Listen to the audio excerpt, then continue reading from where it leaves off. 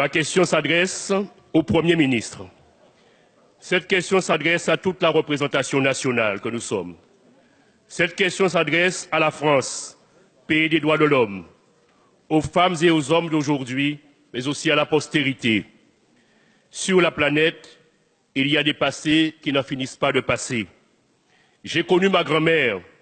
Ma grand-mère m'a raconté son grand-père. Il est né en Afrique, un homme libre. Il a été capturé et vendu.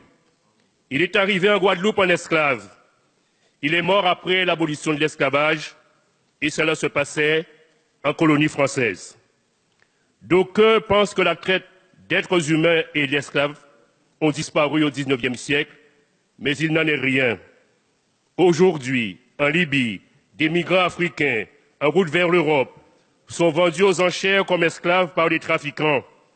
C'est cette tragédie que vient de révéler au monde la chaîne américaine CNN dans un reportage qui glace le sang.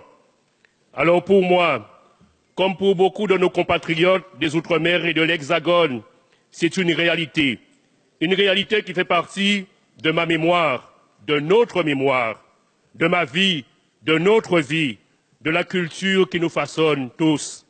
Mes chers collègues, n'est-ce pas dans cet hémicycle même qu'a été votée en 2001 la loi reconnaissant la traite et l'esclavage comme crime contre l'humanité? La France et l'Union européenne doivent réagir face à ce drame humanitaire insoutenable qui sévit en Libye et dans d'autres pays, et nous les connaissons.